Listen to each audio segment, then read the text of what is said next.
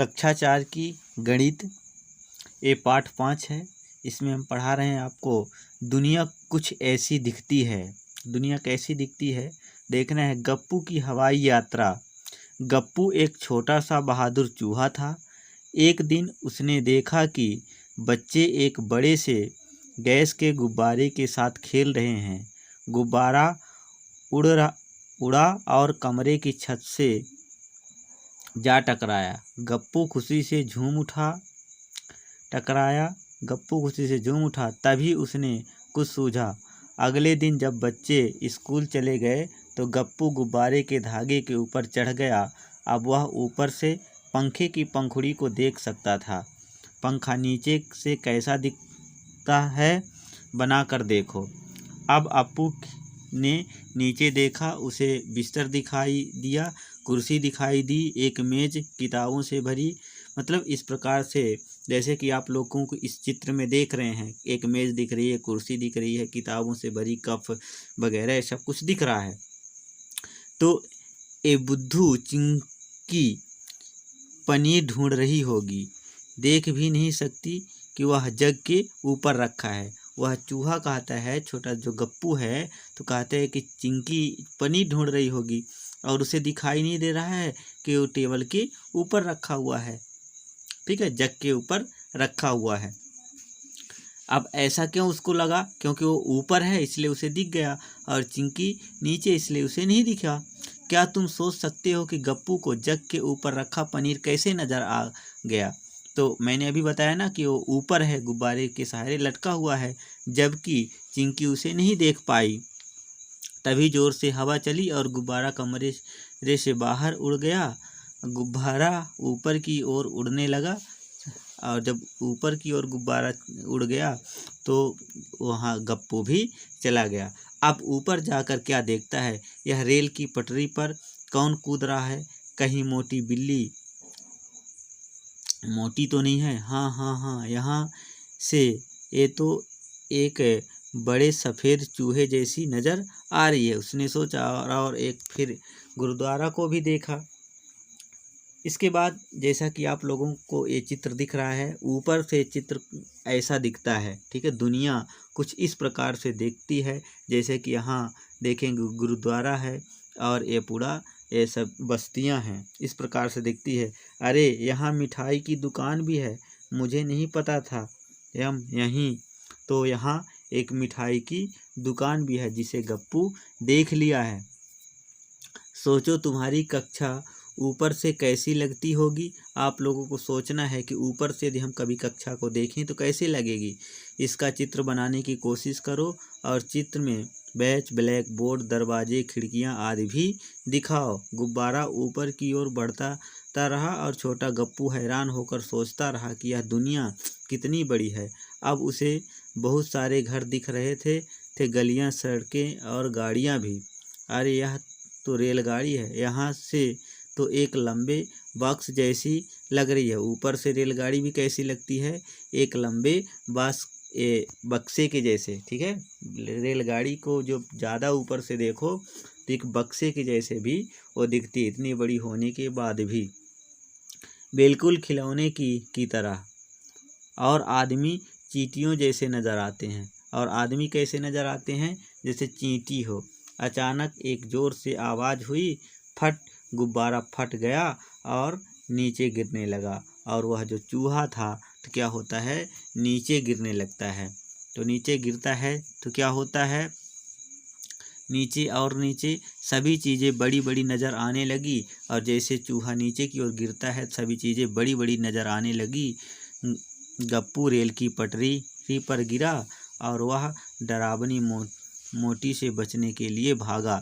तो गप्पू और दूसरे चूहों के पीछे पड़ी थी। जो दूसरे चूहों और गप्पू के पीछे पड़ी थी वो बिल्ली। जब गप्पू के ऊपर से रेल की पटरी को देखा तो कुछ ऐसी लग रही है। जब ऊपर से देखता है तो कुछ ऐसी दिख रही है जैसा कि आप लोगों को इस चित्र में दिख रहा है। रेल की पटरी जब ऊपर से देखा गया तो ऐसी दिख रही है, लेकिन जब पटरी पर गिरा तो पटरी कुछ इस तरह दिख रही थी। अब जैसे पटरी पर गिरा तो पटरी कुछ इस तरह से दिख रही थी।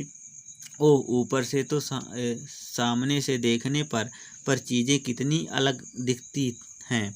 वो कहता है कि ऊपर से जब देख रहे थे तो चीज़ें बहुत माने कितनी अलग दिख रही थी। आगे देखते हैं, इन चित्रों को देखो और चर्चा करो कि चीज़ें क्यों एक सिरे पर चौड़ी और बड़ी दिखाई देती हैं जबकि दूसरे सिरे पर सकरी और छोटी। तो ऐसा भी हम देख सकते हैं, जब हम जिस साइड से देखते हैं तो उधर ये चौड़ी दिखती है और जब जैसे जैसे दूरी बढ़ती जाती है तो सकरी दिखाई देने लगती है। तो इस चित्र में हमने ऐसा देख लिया है। अब एक आसान से दो चित्रों का मिलान करो। अब यहाँ एक आसन का चित्र है, इस आसन के चित्रों से एक को मिलाना है।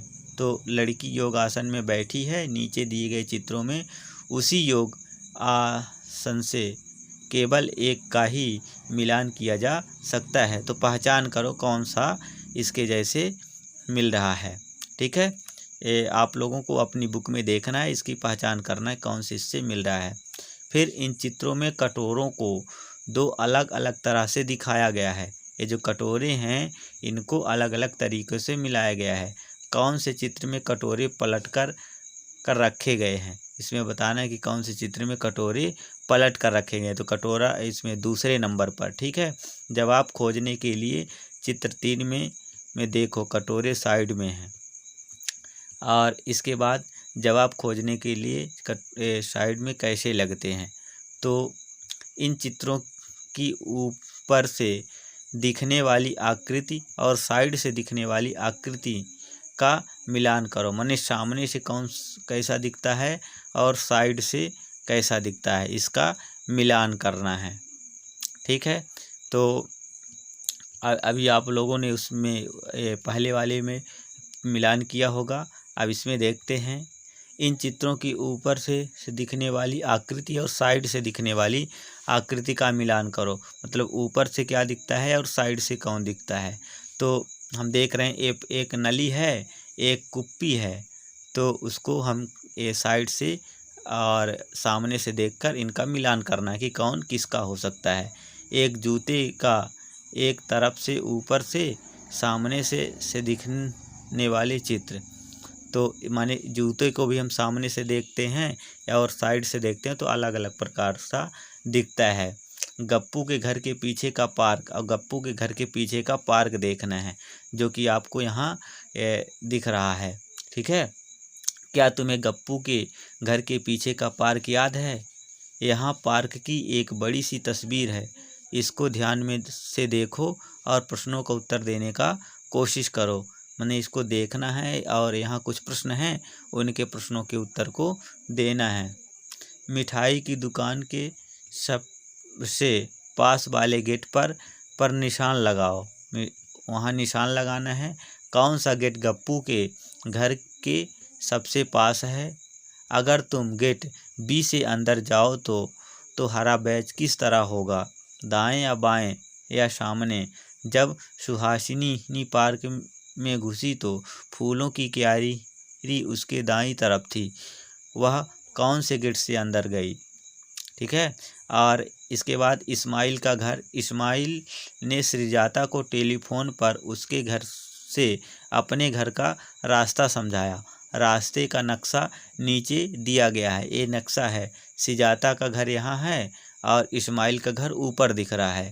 तो इस्माइल ने श्रीजाता को टेलीफोन करके अपने घर का रास्ता बताता है। क्या बताता है कि श्रीजाता अपने घर से चलो, तो वहाँ से एक मतलब दूध वाला मिलेगा। अब देखना इसमें क्या कहता है। अपने घर से दूध की दुकान तक पहुँचो और फिर बाएं मुड़ जाओ, दूसरे चौराहे से दाएं मुड़ जाओ और पुल को पार करो, वहाँ से सीधे जाओ और फिर पहले दाएं मुड़ो और इसके बाद दाएं मुड़ो और 100 मीटर चलो। जाने के बाद तुम्हें एक बड़ा पार्क दिखाई देगा। जैसे कि पार्क को पार करोगी कि तुम्हें बराबर में एक छोटी सी गली दिखेगी और वह गली पहला घर वह मेरा घर होगा, वह गली का पहला घर मेरा घर होगा। ठीक है, तो इस प्रकार से वो अपने घर का पता बताता है। अब यहाँ एक चींटी है। अब ये क्या करते, एक ये बॉक्स है। ठीक है, ये बॉक्स है और जो चींटी इस 4 की ओर है, फिर दाईं मुड़ती है और 5 की ओर चली जाती है। और जैसे और फिर एक कप पर चढ़ती है और कप पर चढ़ने के बाद उसने इस बॉक्स को इस प्रकार से देखा। तो हम देखेंगे ये जो बॉक्स है तो क्या है, तो यहाँ पर हमें देखेंगे जो आमने सामने की संख्या जोड़ने पर 7 होता है। जब 7 होता है तो 4 के सामने क्या होगा, तो 4 के सामने माने उस पार 3 होगा, 5 के सामने उस पार क्या होगा, तो 5 के सामने उस पार 2 होगा, और एक ऊपर है तो नीचे क्या होगा, 6 होगा। तो इस प्रकार से इनको जोड़ने पर 7 होता है। तो कुछ प्रश्न बनाए गए हैं इसमें, उन प्रश्नों को इससे देखना है कि संख्या 5 के सामने आमने सामने कौन सी संख्या होगी, तो 5 के आमने सामने 2 होगी। फिर चित्र में सबसे नीचे कौन सी संख्या लिखी होगी, सबसे नीचे 6 लिखा होगा क्योंकि ऊपर क्या है, 1 है। उसी प्रकार से फिर अगर गिबली एक बार फिर 5 से बाईं ओर